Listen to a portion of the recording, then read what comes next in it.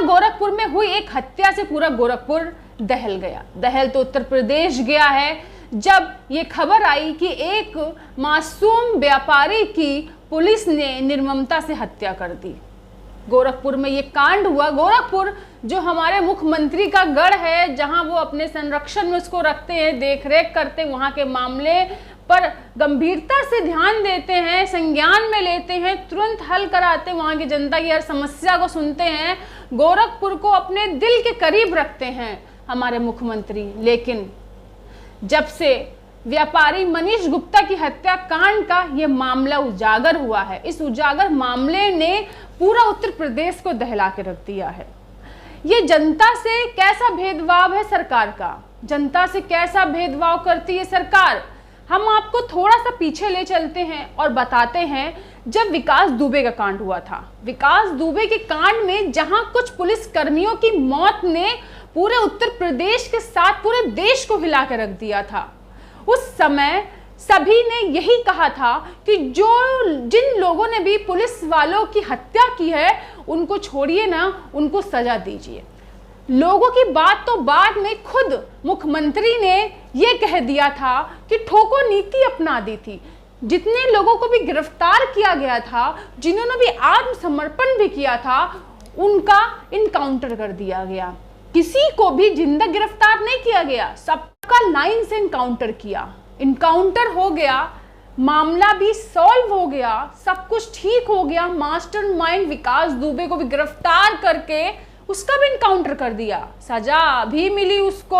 और काम उसने किया था कि कुछ पुलिसकर्मियों की मौत हो गई थी, कुछ पुलिसकर्मियों को उसने निर्ममता से मार दिया था। आज वही मामला है, आज वही केस है, आज वही जनता है, आज भी परिवार वही है, आज भी गुहार वही है कि जब विकास दुबे के मामले में पुलिस वालों की हत्या पर मुख्यमंत्री ने ठोको नीति अपना दी थी, तो अब जब एक मासूम, एक निर्दोष व्यापारी की हत्या हुई है, जब व्यापारी का खून हुआ है, निर्ममता से उसकी हत्या की गई है पुलिस वालों के द्वारा, तो वहां पर बर्खास्त करने के शब्द क्यों आ रहा है? उनका इनकाउंटर क्यों नहीं किया जा रहा है?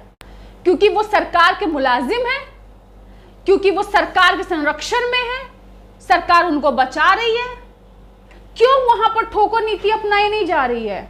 एक पत्नी जिसके ऊपर से पति का साया उड़ गया, एक मासूम बच्चा जिसके साथ अन्याय हुआ है, जिसे अपने पिता के साथ खेलना था, जिसे अपने पिता के साथ खेलना था, भविष्य के सपने थे, बच्चे को अपने पिता के साथ एक जीवन जीना था। उस पुलिस वाले ने उस सभी परिवार के सपनों को तोड़ दिया।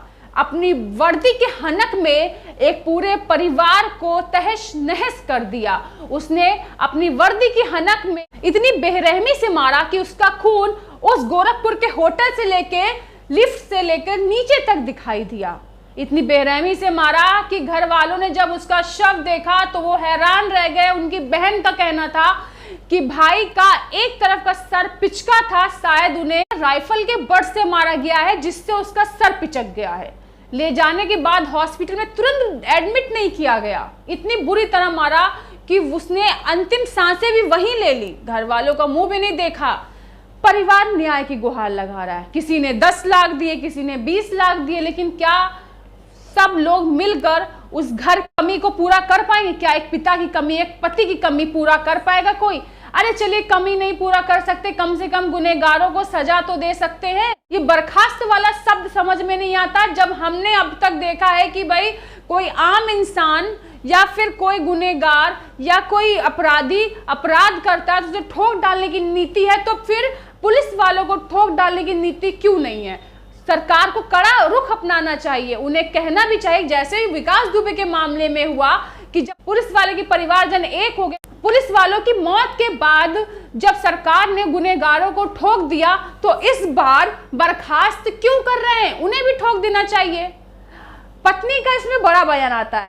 गोरखपुर के डीएम एसएसपी ने तहरीर बदलवाई, तब जाकर एफआईआर दर्ज हुई। यानी कि जो मामला वो दर्ज कराने आई थी वो मामला नहीं दर्ज हुआ। उन्होंने कहा कि जिस तरह हम बता रहे हैं उस तरह आप केस लिखवाइए तो हम एफआईआर दर्ज करेंगे। तब हम केस दर्ज करते हैं, कार्रवाई होती है। कार्रवाई भी उनके मन मुताबिक होगी, केस भी जब जैसा वो चाहते उसी तरह होना चाहिए, लिखवाएंगे वही जो वो चाहते हैं। भाई पुलिस का कहना है कि गिरने से उनकी मौत हो गई है, कोई ज्यादा मारपीट उनके साथ नहीं हुई है, लड़खड़ा के गिर गए इसलिए उनकी चोट लगने से मौत हो गई है। लड़खड़ाए तो हम लोग भी कई बार गिर जाते लेकिन मौत नहीं हो जाती है, इतनी बुरी तरह से शव का हालत नहीं होती है जो उसमें दिखाई। पोस्टमार्टम रिपोर्ट में का खुलासा भी था कि उनको काफी गहरी चोट लगी थी, गिरने से इतनी गहरी चोट नहीं लग जाती शरीर के अलग अलग हिस्सों में। लेकिन पत्नी मांग रही है इंसाफ, बेटा मांग रहा है इंसाफ, जहां राजनीति हो रही, राजनीति दल उसके घर के बाहर खड़े हुए हैं, वो गुहार लगा रही है न्याय की, लेकिन न्याय मिलेगा क्या? कुछ लोग पैसा दे रहे हैं, कुछ लोग उन लोगों को बर्खास्त कर रहे हैं। लेकिन हम आपको एक बात बता दें, जिस पुलिस वाले का नाम आ रहा है, जगत नारायण का नाम आ रहा है, जो जगत नारायण है उनका तो बैकग्राउंड ही पहले से थोड़ा सा अलग विपरीत है। पहले कई मुद्दों, कई केसों में फंस चुके हैं, रंगदारी वसूली में सबसे आगे है, कई बार केस भी आए हैं उनके नाम से, लेकिन उनको नजरअंदाज कर दिया जाता है। भाई जब हम आम जनता कोई अपराध करती है तो सलाखों के पीछे जाती है, जब ये लोग अपराध करते तो इनको क्यों नहीं कुछ कहा जाता है, क्यों नहीं कुछ बोला जाता है, क्यों नहीं? उनके जिम्मेदार पद है वो, आप किसी को नहीं बैठा सकते। जिम्मेदार पद पे जिम्मेदार लोग बैठे तभी ये जनता आपकी मान सम्मान करेगी, तभी डरेगी। लेकिन जब आप खुद ही रंगदारी वसूलते हो, उस रूम में आप क्या करने गए थे? इस सवाल का जवाब अभी तक किसी ने नहीं दिया। उस रूम में जब सब लोग आधार कार्ड के तहत आए थे, वहां पर सभी पुरुष मौजूद थे, वो यूपी के रहने वाले, सबने अपना आधार दिखाया।